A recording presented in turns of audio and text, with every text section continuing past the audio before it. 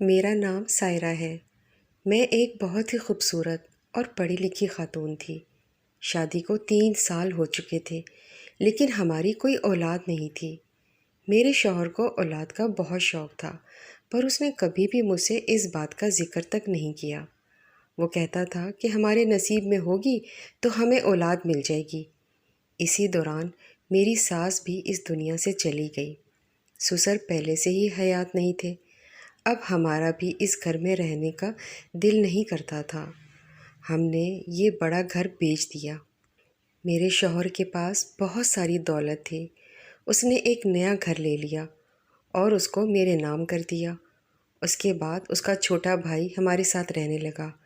وہ بھی میرے لیے میری اولاد جیسا تھا، کیونکہ اس کے ماں باپ اس دنیا سے چلے گئے تھے، اور ہمیں بھی اللہ نے شاید اسی لیے اولاد نہیں دی تھی، کیونکہ ہمیں وہی پیار اسی سے ملنے والا تھا۔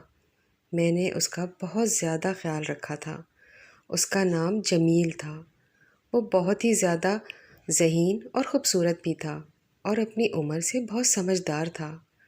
اس کی بالکل بھی کوئی ایسی حرکت نہیں تھی جو کہ اس عمر کے لڑکوں کی ہوتی ہے۔ نہ تو وہ گلی میں جا کر کسی سے کھیلتا تھا، نہ ہی کسی کے ساتھ اس کی دوستی تھی۔ بس وہ اپنی دنیا میں ہی رہنے والا لڑکا تھا۔ شاید اس کے ماں باپ کی موت نے اسے ایسا بنا دیا تھا، لیکن میرے شوہر نے مجھے کہا تھا، تم نے ہمیشہ اس کا خیال رکھنا ہے، اسے کسی چیز کی کمی محسوس نہیں ہونے دینا۔ اور میں بھی ایسا ہی کرتی تھی۔ میرے شوہر کے کاروبار میں بہت زیادہ ترقی ہونے لگی، اور ہم امیر سے امیر تر ہوتے گئے، لیکن وہ ابھی بھی خوش نہیں تھا، کیونکہ نہ تو ہماری کامیابی دیکھنے کے لیے ہمارے ماں باپ زندہ تھے، اور نہ ہی اس دولت کو استعمال کرنے کے لیے ہماری کوئی اولاد ہو رہی تھی۔ اکثر اچھی خبریں ملتی تھیں کہ یہ ہو گیا، وہ ہو گیا، فلاں جگہ کی بھی ہمیں زمین مل جائے گی، وہاں سے بھی ہمیں کام مل جائے گا، پر ہماری زندگی میں کوئی بھی خوشی نہیں تھی۔ شادی سے پہلے میں اپنے شوہر سے بالکل بھی شادی نہیں کرنا چاہتی تھی، کیونکہ میں کسی اور کو پسند کرتی تھی، لیکن میرے ماں باپ نے زبردستی میری شادی کروا دی۔ یہ الگ بات ہے کہ شادی کرنے کے بعد مجھے پتہ چلا کہ میرا شوہر اتنا بھی برا انسان نہیں ہے۔ اس کے پاس پیسے تو بہت تھے، لیکن وہ میری مرضی کا مرد نہیں تھا۔ یہ بات بھی ٹھیک تھی، میں بھی اس سے دور رہتی تھی، اور زندگی اسی طرح گزر رہی تھی، جب مجھے ایک دن یہ خبر ملی کہ میرے شوہر کا ایک سڑک پر حادثہ ہو گیا، اور وہ بہت بری حالت میں ہم تک پہنچے، تو میرا شوہر اپنی آخری سانسیں لے رہا تھا۔ میں یہ دیکھ کر حیران رہ گئی، اور مجھے ایسے لگا کہ میری زندگی ہی ختم ہو گئی، کیونکہ وہ تو میرا آخری سہارا تھا۔ میرے تو ماں باپ بھی نہیں تھے، نہ ہی اس کے ماں باپ تھے۔ پھر اس نے میرا ہاتھ پکڑا اور کہا، مجھے معاف کر دینا، میں تمہیں اکیلا چھوڑ کر جا رہا ہوں۔ میرے بھائی کا خیال رکھنا، تمہارے علاوہ اس کا کوئی نہیں ہے۔ میں نے اپنے شوہر سے وعدہ کیا کہ میں اس کا خیال رکھوں گی، اور اس کو یہ یقین بھی دلا دیا کہ کچھ نہیں ہوگا، سب کچھ ٹھیک ہو جائے گا۔ لیکن وہ اس دنیا سے چلا گیا۔ بہت چھوٹی تھی تو بابا چلے گئے تھے، اور جب 10-12 سال کی تھی تو ماں بھی اس دنیا سے چلی گئی تھی۔ لیکن آج پہلی دفعہ کسی کو اپنی آنکھوں کے سامنے اس طرح سے دنیا سے جاتے ہوئے دیکھا، تو وہ بھی اس کو جو میرا آخری سہارا تھا۔ میرا دیور بہت چھوٹا تھا، میرے گلے لگ کر رونے لگا اور کہنے لگا کہ بھابھی یہ کیا ہو گیا؟ بھائی بھی ہمیں چھوڑ کر چلے گئے۔ میں نے اس کے سر پر ہاتھ رکھا اور ہم لوگ واپس گھر آ گئے۔ یہ میرا دیور میرے ساتھ ہی رہتا تھا۔ میرے شوہر کی طرف سے کچھ رشتہ دار تھے جو کہتے تھے کہ اب تمہارا کیا فیصلہ ہے؟ تم تو ابھی جوان ہو، تم دوسری شادی کر لو اور اس بچے کو ہمیں دے دو۔ میرے دیور کا کہنا تھا کہ وہ ان کے ساتھ نہیں جانا چاہتا، کیونکہ یہ وہی چاچو ہیں جو ساری زندگی ان کو اور ان کے ماں باپ کو ذلیل کرتے رہتے ہیں، اور کوئی بھی اچھا نہیں۔ اس کا کہنا تھا کہ میرے ماموں، چاچو، سب لوگ ہی اسی طرح کے ہیں، میں کسی کے پاس بھی نہیں جانا چاہتا ہوں۔ سب کہہ رہے تھے کہ تم شادی کر لو، ویسے بھی تم ہمارے خاندان کی نہیں تھی، ہم تو تمہیں باہر سے لے کر آئے تھے، اس بچے کو تمہاری ذمہ داری پر نہیں چھوڑ سکتے۔ لیکن میں نے اپنے شوہر سے وعدہ کیا تھا، میں نے کہا کہ میں اس کا خیال رکھوں گی۔ ان کا کہنا تھا جب تم دوسری شادی کر لو گی تو پھر کیسے خیال رکھو گی؟ اس کا کوئی خیال نہیں رکھ سکتا۔ میں نے کہا میں دوسری شادی نہیں کروں گی۔ میرے لیے یہ فیصلہ کرنا بہت بڑا تھا۔ میری شادی کو صرف 3 سال ہی تو ہوئے تھے، مجھے آرام سے دوسرا رشتہ مل سکتا تھا، لیکن میں نے یہ فیصلہ کر لیا اور میں نے کہا میں نے دوسری شادی نہیں کرنی ہے، اور یہ بچہ میری اولاد کی طرح ہے اور میں اسے اپنے ساتھ رکھوں گی۔ تم لوگوں کو فکر کرنے کی ضرورت نہیں ہے۔ میرے اندر ایک عجیب طرح کی بہادری آ گئی تھی، کیونکہ شاید میرے پاس کھونے کے لیے کچھ بھی نہیں تھا۔ ان کی زبانیں بند ہو گئیں۔ میں نے کہا کہ یہ آپ کے بھائی کی آخری خواہش تھی اور اس کا گواہ ڈاکٹر ہے، آپ چاہیں تو جا کر ان سے پوچھ سکتے ہیں۔ علی بھی خوش ہو گیا، کیونکہ وہ کسی کے ساتھ جانا ہی نہیں چاہتا تھا۔ اس وقت اس کی عمر ہی کیا تھی، صرف 10 سال کا تھا۔ دن گزرنے لگے اور اس بات کو 5 سال گزر گئے۔ خود کو بھی سنبھال لیا اور کاروبار کو بھی، جبکہ یہ سب کچھ اتنا آسان نہیں تھا، اور کاروبار کو بھی سارا کچھ سنبھالنا یہ بھی کوئی آسان نہیں تھا۔ یہ وقت مجھ پر بڑا مشکل تھا، لیکن میں اس قابل ہو ہی گئی تھی۔ علی بڑا ہو گیا تھا، اب وہ بھی فیکٹری میں جایا کرتا تھا اور معاملات کو دیکھا کرتا تھا، گھر میں بھی چیزیں لے کر آتا تھا۔ اس نے اپنے بھائی کی طرح لمبا قد نکالا تھا اور ابھی سے ہی وہ جوان مرد لگتا تھا۔ کہتے ہیں کہ مرنے والوں کے ساتھ کوئی مر نہیں جاتا، وقت بہت بڑا مرہم ہوتا ہے اور زندگی تو چلتی ہی رہتی ہے۔ اس محلے میں ایک نئی عورت رہنے کے لیے آئی تو اس کے ساتھ میری کافی دوستی ہو گئی۔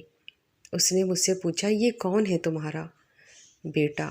تو میں نے کہا ہاں میرا بیٹا ہی ہے، کیونکہ میں واقعی اسے اپنی اولاد کی طرح سمجھتی ہوں۔ اگر میری شوہر کے ساتھ میری کوئی اولاد ہو جاتی تو شاید میں اپنی ساری زندگی اس کے سہارے گزار لیتی۔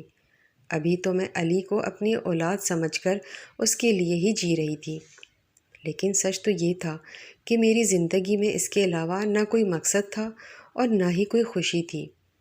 ابھی میری عمر 27 سال ہی تو تھی، ابھی بھی میرے پاس وقت تھا۔ لوگ مجھے مشورہ بھی دیتے تھے، وہ کہتے تھے کہ تمہارے پاس اتنے سارے پیسے ہیں، تمہیں تو کوئی بھی مرد مل جائے گا، اور میں کہتی تھی اگر وہ پیسوں کی وجہ سے مجھ سے شادی کرے گا تو پھر اسے میری قدر نہیں ہوگی، اور میں اپنے سابقہ شوہر کے ساتھ بے وفائی نہیں کر سکتی تھی۔ میں علی کو بھی محرومیوں کے حوالے نہیں کر سکتی تھی، میں اس کی زندگی میں کسی اور کو نہیں لا سکتی تھی، نہیں تو وہ نظر انداز ہو جائے گا۔ یہاں تک کہ مجھے میری اچھی دوست اور اچھا مشورہ دینے والے لوگوں نے بھی یہ کہا کہ تم نے وعدہ کر کے اچھا نہیں کیا، تمہیں ایسا نہیں کرنا چاہیے تھا، تم نے شادی کر کے کون سا یہ سب کچھ بھول جانا تھا، تمہیں تو علی کا خیال رکھنا ہے اور تم کسی اور سے شادی کر کے بھی رکھ سکتی ہو، لیکن تم اپنی زندگی برباد کر رہی ہو، پھر ٹائم آئے گا کہ تمہیں کوئی رشتہ بھی نہیں ملے گا اور تم سوچو گی کہ کاش میں لوگوں کی بات مان لیتی۔ لیکن سچ تو یہ ہے کہ میں بھی اپنے شوہر کی یادوں کے ساتھ جڑی ہوئی تھی۔ مجھے اندازہ نہیں تھا کہ مجھے اپنے شوہر سے اتنی زیادہ محبت تھی، میں کسی اور کے بارے میں سوچ بھی نہیں سکتی تھی۔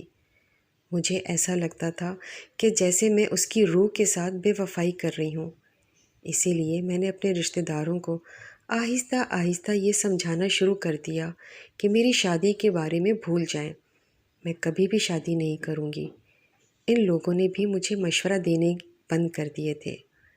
علی اپنے دل کی ہر بات مجھ سے ہی کرتا تھا اور سب کچھ بالکل ٹھیک تھا، لیکن ایک دن خاندان میں ایک نیا مسئلہ سامنے آ گیا۔ سب کا کہنا تھا اب میرے شوہر کی جائیداد کے حصے ہونے چاہیے، کیونکہ میں اس کی بیوہ ہوں تو مجھے صرف اتنا ہی حصہ ملے گا جتنا ایک بیوہ کو ملتا ہے۔ اور باقی سارے حصے خاندان کے پاس آ جائیں گے۔ دراصل جب میرا شوہر اس دنیا سے گیا تو اس کے کاروبار میں تھوڑا بہت نقصان تھا، اور معاملات اتنے بگڑے ہوئے تھے کہ جن کو کوئی سیدھا نہیں کر سکتا تھا۔ اور شاید یہی وجہ تھی کہ وہ اس پریشانی میں آ کر اور بے دھیانی میں ہی سڑک پر جا رہے تھے اور ان کا ایکسیڈنٹ ہو گیا تھا۔ لیکن پھر اس کے خاندان والوں کو یہ بھی پتہ تھا کہ میں ایک پڑھی لکھی عورت تھی، اسی لیے انہوں نے کاروبار میرے حوالے کر دیا، یہ سوچ کر کہ یہ خود ہی اس کاروبار کو سنبھال لے گی۔ اور واقعی میں نے ایسا ہی کیا۔ لیکن ان 5 سالوں میں مجھے بہت زیادہ مشکل ہوئی۔ اب جب کاروبار بہت اچھا جا رہا تھا، اتنا اچھا جتنا میرے شوہر کے زمانے میں بھی نہیں تھا، تو وہ لوگ اپنا حصہ مانگنے کے لیے چلے آئے تھے، کیونکہ ان کو پتہ تھا کہ وہ سارا کچھ ٹھیک نہیں کر سکتے ہیں، اور اب اس کاروبار کو وہ بھی آرام سے سنبھال سکتے تھے۔ جو مشکل وقت تھا اس میں سے تو کوئی آگے نہیں آیا، اور نہ ہی ان کے اندر اتنی عقل تھی۔ لیکن اب ان کو سب کچھ آسان لگ رہا تھا کہ ایک دفعہ جب یہ بات ہوئی تو میں نے اس بات کو گول کر دیا، کیونکہ میں اچھی طرح جانتی تھی کہ یہ کس قسم کی سوچ رکھتے ہیں۔ جبکہ میرے شوہر نے جاتے ہوئے ان سے کہا تھا کہ جائیداد کا کوئی حصہ نہیں ہوگا، بلکہ جو بھی ہوگا وہ میرا بھائی اور میری بیوی مل کر آپس میں بانٹ لیں گے۔ لیکن وہ لوگ مجھ پر گھر اور جائیداد کے لیے کیس تو کر سکتے تھے، اور پھر ایسے کیس تو سالوں تک چلتے ہیں کہ انسان بوڑھا ہو جاتا ہے۔ میں اس جھنجٹ میں پڑنا ہی نہیں چاہتی تھی، اسی لیے میں نے اس بات کو زیادہ ہوا ہی نہیں دی۔ لیکن یہ جائیداد کا معاملہ تھا، اور جائیداد بھی کروڑوں کی تھی، اسی لیے وہ لوگ بار بار فون کرتے اور یہ بات کہنے لگے، اور پھر ایک دن گھر آ گئے اور گھر پر لڑائی بھی ہو گئی۔ میں کافی ڈرتی تھی کیونکہ مجھے علی کا ہی سہارا تھا، لیکن جب وہ واپس جا رہے تھے تو علی آ گیا، اور انہوں نے اس سے بھی کوئی بات کی اور کہا ہم کل دوبارہ آئیں گے، تمہاری بھابھی تو تمہارے بھائی کی جائیداد پر قبضہ کر کے بیٹھ گئی ہے، یہ تو بڑی ہی بری عورت ہے، تم اس کی باتوں میں نہ آ جانا۔ لیکن ہم نے بھی کوئی کچی گولیاں نہیں کھیلی ہوئیں، ہم تجربہ کار زمانہ ساز لوگ ہیں، ہمیں پتہ ہے کہ کیا کرنا چاہتی ہے، تبھی تو اس نے دوسری شادی نہیں کی، اگر شادی کرتی تو جائیداد اس کے ہاتھ سے چلی جاتی۔ علی کے چاچو نے کہا اس کو چھوڑ دو اور ہمارے ساتھ آ جاؤ، تم تو اس کے بھائی ہو، اس کے بعد سب کچھ تمہارا ہے، میں تمہارا ساتھ دوں گا تو یہ ساری دولت تمہارے پاس آ جائے گی۔ علی ان کی باتیں چپ چاپ سن رہا تھا، اور میں بھی چپکے سے سن رہی تھی۔ وہ وہاں سے چلے گئے۔ جب علی اندر آیا تو میں نے رونا شروع کر دیا اور اسے سب کچھ بتایا۔ میں نے کہا یہ لوگ تو اس طرح سے بدتمیزی کر کے گئے جیسے یہ لوگ رشتہ دار نہیں بلکہ شہر کے غنڈے ہیں۔ مجھے تو بہت زیادہ افسوس ہو رہا ہے، علی نے مجھے تسلی دی۔ وہ بھی کافی پریشان ہو گیا۔ اس نے کہا کہ آپ پریشان نہیں ہو، لیکن وہ خود بھی تھوڑا سا پریشان تھا۔ اس نے کہا کہ اب کیا ہوگا؟ میں نے کہا کہ ہم سے جائیداد کے لیے لڑیں گے، اور ممکن ہے کہ وہ لوگ جیت جائیں اور ہم لوگ ہار جائیں، کیونکہ ساری جائیداد کے وارث تم ہو، اور وہ تمہیں اپنی طرف لگانا چاہتے ہیں، اور میں تمہاری کیا لگتی ہوں؟ کچھ بھی تو نہیں۔ بھابھی اور دیور کا بھلا کیا رشتہ ہوتا ہے؟ آج نہیں تو کل تم ان کی باتوں میں آ جاؤ گے، وہ تمہارے اپنے ہیں، تمہارے خونی رشتے ہیں۔ علی چپ چاپ سنتا رہا۔ مجھے لگا کہ وہ کچھ کہے گا کہ نہیں بھابھی ایسا نہیں ہے، آپ ہی میرے لیے سب کچھ، آپ نے مجھے ماں بن کر پالا ہے، لیکن وہ کچھ بولا ہی نہیں۔ مجھے اس کی خاموشی نے بہت زیادہ ڈرا دیا تھا۔ کیا وہ ان لوگوں کی باتوں میں آ گیا تھا اور ان لوگوں کی بات ماننے لگا تھا؟ کیا وہ مجھے چھوڑ کر جانے والا تھا؟ میں نے اس کے لیے اپنی زندگی کا اتنا بڑا فیصلہ کیا تھا، اس کے لیے میں نے ابھی تک شادی تک نہیں کی تھی۔ کیا وہ بدلے میں اتنی بھی تسلی نہیں دے سکتا تھا کہ میں آپ کو چھوڑ کر ان لوگوں کے پاس نہیں جاؤں گا؟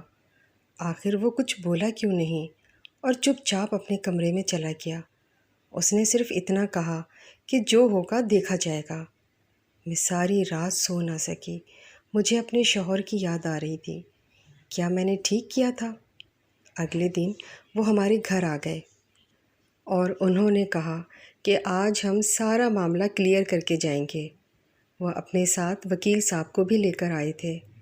وکیل صاحب نے سب سے پہلے یہ بتایا کہ اگر کسی شخص نے صرف منہ سے یہ کہا کہ جو کچھ ہے وہ میرے بعد میری بیوی اور بھائی کا ہے تو اس بات کی کوئی اہمیت نہیں ہے، کیونکہ اس کی لکھی ہوئی اس وصیت کے نیچے دستخط ہی نہیں ہوتے ہیں۔ اس نے کسی زمانے میں یہ وصیت لکھی تھی لیکن یہ دستخط نہیں کیے تھے، اسی لیے اس بات کو تو بھول جائیں۔ باقی آپ کو اس کی بیوہ ہونے کے ناطے جو بھی حصہ ملتا ہے وہ آپ کو مل جائے گا اور اس میں کوئی بھی ناانصافی نہیں ہوگی، لیکن ساری جائیداد اور تینوں گھروں پر آپ قبضہ نہیں کر کے بیٹھ سکتی۔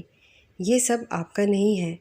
اگر یہ کسی کا ہے تو وہ ہے مرحوم کا بھائی، اور اگر وہ بھی اس جائیداد کے حصے کرنا چاہے تو پھر مرحوم کے چچا اور ان کے بچوں کا بھی حصہ بن سکتا ہے۔ میں علی کی طرف دیکھ رہی تھی۔ فیصلہ اس نے کرنا تھا، لیکن اس کی عمر ہی کیا تھی؟ وہ تو ایک چھوٹا سا بچہ تھا۔ مجھے پتہ نہیں تھا کہ میرے شوہر نے اس وصیت کے نیچے دستخط نہیں کیے۔ یہ بات تو ہمیں وکیل صاحب نے بتائی، کیونکہ ظاہر ہے اسے کیا پتہ تھا کہ اس نے اس دنیا سے جانا ہے۔ وکیل صاحب نے کہا تھا کہ یہ وصیت تو اس نے ایسی ہی لکھوائی تھی، وہ بالکل بھی سنجیدہ نہیں تھا۔ مجھے اس کے رشتہ داروں نے کہا آپ یہاں سے جا سکتی ہیں، کیونکہ آپ کا اس گھر پہ کوئی حق نہیں ہے۔ آپ جہاں مرضی چلی جائیں، جو آپ کا حصہ ہے وہ آپ تک پہنچ جائے گا۔ میں حیران تھی کہ علی ابھی تک خاموش بیٹھا تھا۔ میں اس کو سب کے سامنے یہ بھی نہیں بتا سکتی تھی کہ کچھ تو بولو، تم کچھ بولتے کیوں نہیں ہو؟ اس کے رشتہ دار تو ایسے باتیں کر رہے تھے جیسے فیصلہ ہو چکا ہے۔ پھر انہوں نے علی سے کہا بیٹا تم ہمارے گھر میں آ جاؤ، تمہیں ایک کمرہ نہیں پورشن دیں گے، اور پھر تمہاری اپنی بیٹی سے شادی بھی کرواؤں گا جو کہ تمہاری کزن ہے۔ ابھی تو منگنی کر دیں گے، شادی 2 سال کے بعد کریں گے۔ اس عورت نے تمہارا اتنا خیال رکھا ہے، ہم اس کو تھوڑے زیادہ پیسے دے دیں گے، یہ بھی اپنی زندگی شروع کر سکے گی۔ علی نے میری طرف دیکھا اور فوراً نظریں پھیر لیں۔ اس نے کہا وکیل صاحب بات یہ ہے کہ یہ عورت بھی اس گھر میں رہے گی اور میں بھی اسی گھر میں رہوں گا، اور آپ لوگ یہاں سے جائیں گے۔ سب کا کہنا تھا کہ تم اس کے ساتھ کیوں رہو گے؟ ویسے بھی تمہارا اس کے ساتھ رہنا ٹھیک نہیں ہے، یہ تمہارا کوئی محرم رشتہ نہیں ہے۔ پھر علی نے زبان سے وہ لفظ نکل گئے جو میں کبھی بھی سننا نہیں چاہتی تھی۔ اس نے کہا کہ ہاں یہ میرا محرم رشتہ نہیں ہے اور میرا ان کے ساتھ کوئی رشتہ بھی نہیں ہے، بھابھی اور دیور کا بھلا کیا رشتہ ہوتا ہے؟ وہ بھی تب جب بھائی اس دنیا میں نہ رہے، لیکن میں رشتہ بناؤں گا۔ ان کے ساتھ یہ بات سن کر سب حیران رہ گئے۔ پھر سب نے کہا کیسا رشتہ بناؤ گے؟ کیا بناؤ گے تم رشتہ؟ کیا مطلب ہے تمہارا؟ اس نے کہا کہ میں ان کے ساتھ نکاح کروں گا اور یہ میری بیوی بن جائیں گی، اور پھر جو کچھ میرا ہے وہ میری بیوی کا بھی ہے، اس لیے آپ لوگوں کو اس معاملے میں بولنے کی کوئی ضرورت نہیں ہے۔ یہ تو ہمارے گھر کی بات ہے، آپ لوگوں نے مشورہ دے دیا۔ وکیل صاحب آپ کے آنے کا بہت شکریہ، یہ کہہ کر آپ نے اپنا قیمتی وقت ہمیں دیا، لیکن یہ تو ہمارے گھر والی بات ہے۔ میں تو پہلے ہی فیصلہ کر چکا ہوں، ویسے بھی اپنے بھائی کی بیوی سے شادی کرنا کوئی بری بات نہیں ہے، اور میں اس سے شادی کروں گا۔ یہ سننے کی دیر تھی کہ میں پاگلوں کی طرح اٹھی اور میں نے سب کے سامنے علی کے منہ پر تھپڑ دے مارا۔ سب لوگ حیران رہ گئے۔ میں نے کہا کہ تم مجھ سے شادی کرو گے؟ شرم نہیں آتی تمہیں یہ بات کرتے ہوئے؟ میں نے تمہیں ماں کی طرح پالا ہے، اور تم نے یہ بات کی بھی کیسے اور سوچی بھی کیسے تم نے یہ بات؟ وہ بھی سب کے سامنے؟ تمہاری اتنی جرت، تم نے یہ سب کچھ بولا؟ میں تمہارے بھائی کی بیوہ ہوں۔ محبت کرتی ہوں تمہارے بھائی کے ساتھ۔ میں نے تمہیں اولاد کی طرح پالا ہے، اور تم آج میرے سامنے کھڑے ہو کر اس طرح کی باتیں کر رہے ہو۔ علی نے مجھے غور سے دیکھا۔ آج مجھے اس کی آنکھوں میں کسی بچے کا پیار نہیں، بلکہ ایک مرد کی عجیب سی خواہش نظر آ رہی تھی۔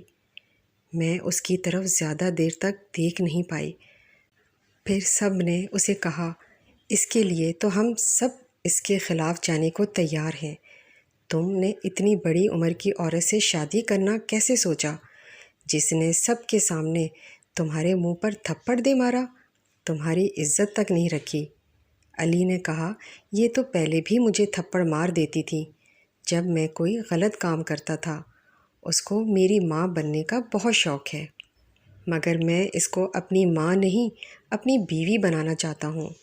ہم لوگ آج ہی نکاح کریں گے، اور یہ میرے ساتھ اگر نکاح نہیں کرے گی تو اس کو 1 روپیہ بھی نہیں ملے گا، اور میں اس کو اس گھر سے نکال دوں گا۔ یہ بات سن کر میں تو وہیں پر بے ہوش ہو گئی۔ پھر جب میری آنکھ کھلی تو میں ہاسپٹل میں تھی، اور علی بھی میرے سامنے کھڑا تھا۔ اس نے کہا کہ آپ کیسی ہیں؟ میں نے کہا کہ میں زندہ ہوں، لیکن تم ایک کام کرو، کسی ڈاکٹر کو کہو کہ مجھے زہر کا ٹیکہ لگا دے تاکہ میں مر جاؤں۔ آج میرا مر جانا ہی بہتر ہے۔ اس نے اس بات کا جواب نہیں دیا اور کہا کہ گھر چلیے، قاری صاحب اور 4 گواہوں کا انتظام ہو گیا ہے، آج ہمارا نکاح ہے۔ میں نے کہا، یہ سب تم کیوں کر رہے ہو؟ تم کہیں پاگل تو نہیں ہو گئے ہو؟ اپنے بھائی کے بارے میں سوچو، کیا جواب دوں گی؟ اس کو اس پل کو یاد کرو، وہ دن جب میں تمہارے بال بنایا کرتی تھی، تم کو اسکول بھیجا کرتی تھی، تمہارے لیے ناشتہ بنایا کرتی تھی، تمہارے کپڑے دھوتی تھی، تمہیں پڑھاتی تھی۔ جب تم پریشان ہوتے تھے تو میں تمہیں اپنی اولاد سمجھتی تھی، اور تم بھی مجھ سے اپنے دل کی ہر بات کیا کرتے تھے۔ کیا یہ سب تمہارے دماغ میں بہت پہلے سے چل رہا تھا؟ کیا تم اس طرح کے انسان ہو؟ وہ میری بات کا جواب نہیں دے رہا تھا، بار بار یہی کہہ رہا تھا کہ گھر چلیں، آج ہمارا نکاح ہے۔ وہ زبردستی مجھے اپنے ساتھ گھر لے گیا، اور وہاں پر واقعی نکاح کی تیاری ہو چکی تھی۔ وہ سب کے سامنے مجھے صوفے پر بٹھا کے خود نہ جانے کس کو بلانے کے لیے چلا گیا، اور تھوڑی دیر کے بعد قاری صاحب ہاتھ میں رجسٹر لے کر آئے۔ مجھ پر ایک لال دوپٹہ بھی کروا دیا گیا۔ اس کے سارے رشتہ دار بھی اس کو منع کر رہے تھے کہ یہ سب کچھ تم کیا کر رہے ہو، لیکن وہ ماننے والا نہیں تھا۔ پھر اس نے کہا کہ یہ میں سب آپ کے سامنے نکاح کر رہا ہوں تاکہ آپ سب کی زبانیں بند ہو جائیں، اور آپ سب ہمارے گھر کے معاملات میں بولنا چھوڑ دیں۔ اور مجھے اس نے یہ کہا، اگر آپ نے میرے ساتھ نکاح نہیں کرنا تو آپ بھی اپنا بوریا بستر اٹھائیں اور اس گھر سے چلی جائیں۔ میں کسی ایسی عورت کو اپنے گھر میں نہیں رکھ سکتا جس کے ساتھ میرا کوئی رشتہ بھی نہیں، اور نہ ہی میں اسے اپنے بھائی کے پیسے کھانے دوں گا۔ اور اگر ہم آپ کو آپ کا حق نہیں دیں گے تو کوئی قیامت نہیں آ جائے گی۔ کتنی ہی ایسی عورتیں ہوتی ہیں جن کو بیوہ ہونے کے بعد ان کا حق نہیں ملتا۔ اسی لیے آپ چپ چاپ بیٹھ جائیں۔ مجھے پتا تھا کہ میرا اس دنیا میں کوئی بھی نہیں ہے۔ میرا دماغ آف ہو گیا تھا۔ انہوں نے نکاح شروع کروا دیا، اور علی نے زبردستی میرا ہاتھ پکڑ کر نکاح نامے پر لگا دیا، اور مجھے کہا کہ سائن بھی کرو، نہیں تو وہ بھی مجھے یہاں سے نکال دے گا۔ اور پھر میں نے روتے ہوئے دستخط کر دیے، اور اس نے خود بھی ایسا ہی کیا۔ پھر ہم دونوں کا نکاح ہو گیا تھا۔ سارے رشتہ داروں کی امید ٹوٹ گئی۔ اس نے کہا کہ یہ میری بیوی ہے اور سب کچھ اس کا ہے، اور میں اپنے بھائی کی طرح غلطی نہیں کروں گا۔ صبح وکیل کے پاس جاؤں گا اور وصیت پہ لکھوا کر آؤں گا کہ میرا جو کچھ ہے میرا ہے، وہ میری بیوی کا ہے۔ کہیں میرے مرنے کے بعد آپ لوگوں کو دوبارہ نہ موقع مل جائے۔ وہ لوگ وہاں سے چلے گئے۔ ان کا ویسے بھی ابھی کوئی حصہ نہیں تھا۔ میرا پہلا شوہر بھی مجھے یہ بتاتا تھا کہ یہ بہت برے لوگ ہیں۔ ہمارے ماں باپ جب اس دنیا میں نہیں تھے تو یہ لوگ ہمارے لیے کچھ بھی نہیں کرتے تھے، اور انہوں نے ہمیں پناہ تک نہیں دی تھی، 2 وقت کی روٹی تک نہیں دے سکتے تھے یہ لوگ ہمیں، اور اب اس طرح کی باتیں کرتے ہیں۔ وہ سب لوگ وہاں سے چلے گئے، اور مجھے اس شخص کے ساتھ چھوڑ گئے جس کو ساری عمر میں نے اپنی اولاد سمجھ کر پالا، اور اس نے زبردستی مجھ سے نکاح کر لیا۔ اس کے بعد وہ کیا چاہتا تھا کہ ہم میاں بیوی کی طرح اس گھر میں رہیں؟ یہ سب کچھ کیا ہو رہا تھا؟ میرا دل کر رہا تھا کہ میں خودکشی کر لوں، اور میں اٹھ کر کھڑکی کی طرف جانے لگی کہ اس نے مجھے پکڑ لیا۔ اس نے کہا کہ بھابھی، فضول میں الٹی سیدھی حرکتیں نہ کریں، اتنی سمجھدار ہو کر اتنی بیوقوفی نہیں کریں۔ میں نے کہا کہ الٹی سیدھی حرکتیں؟ تم نے جو آج میرے ساتھ کیا ہے، میں تو حیران ہوں کہ میری جان کیوں نہیں نکل جاتی، کیوں میں یہاں پہ کھڑی ہوں، ابھی تک زندہ کیسے ہوں؟ تمہارے بھائی کی روح بھی تڑپ رہی ہوگی۔ اگر وہ یہ سب کچھ دیکھ رہے ہوتے تو تمہیں بھی بد دعائیں دے رہے ہوں گے کہ تم نے اس کی بیوی کے ساتھ شادی کر لی ہے۔ غلطی ہو گئی مجھ سے، مجھے تمہیں تمہارے انہی رشتہ داروں کے حوالے کر کے چلے جانا چاہیے تھا۔ جب تم بہت چھوٹے تھے تبھی میں نے سوچا تھا کہ تمہارے بھائی سے وعدہ کیا ہے، اسی لیے تمہارا خیال رکھوں گی، لیکن تم نے یہ کیا کیا؟ موقع دیکھتے ہی تم نے یہ سب کچھ کر دیا۔ اس کا مطلب تمہاری ہمیشہ سے مجھ پر نظر تھی، اور تم یہ سب کچھ میرے ساتھ کرنا چاہتے تھے۔ جو تمہیں پہلا موقع ملا اور تم نے ذرا بھی دیر نہیں لگائی۔ پھر تم کس قسم کے انسان ہو؟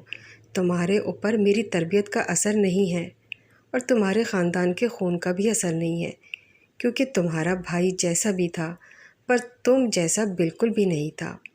پھر علی نے مجھے سر سے لے کر پاؤں تک دیکھا اور کہا کہ اب آپ کی بات ہو گئی ہو تو کمرے میں چلیں۔ میں یہ بات سن کر حیران رہ گئی اور پھر سے اسے تھپڑ مارنے لگی تو اس نے میرا ہاتھ پکڑ لیا۔ اس نے کہا کہ میں کہہ رہا ہوں اگر آپ کی باتیں ختم ہو گئی تو اپنے کمرے میں جا کر سو جائیں، کیونکہ ہمارا کوئی بھی نکاح نہیں ہوا ہے۔ وہ سب کچھ جھوٹ تھا، وہ مولوی، وہ سب میرے دوست تھے۔ میں ان کو پہلے سے ہی سمجھا کر لایا تھا تاکہ یہ رشتہ دار ہمیں ہمارے حال پر چھوڑ دیں۔ ہم دونوں کا بالکل کوئی بھی نکاح نہیں ہوا ہے۔ آپ میری ماں کی جگہ ہیں۔ آپ کو کیا لگتا ہے میں ایسا کر سکتا ہوں؟ آپ کو اپنی تربیت پر بھروسہ نہیں ہے؟ یہ جان کر مجھے بڑا افسوس ہوا۔ کیا آپ نے میری تربیت اس طرح کی تھی؟ یہ سن کر میرے تو اوسان ہی خطا ہو گئے تھے۔ میں نے کہا کیا مطلب ہے؟ اس نے کہا کہ یہ لوگ ہم پر کیس کر دیتے اور ہماری آدھی زندگی عدالت کے چکر لگاتے ہوئے گزر جاتی، اسی لیے ان کے منہ بند کرنے کے لیے میں نے یہ سب کچھ کیا تھا۔ اب ہم یہ فیکٹری اور یہ جگہ بیچ کر دوسرے شہر میں چلے جائیں گے اور وہاں جا کر نیا کاروبار شروع کریں گے جہاں پر ہمیں کوئی بھی جانتا نہیں ہوگا۔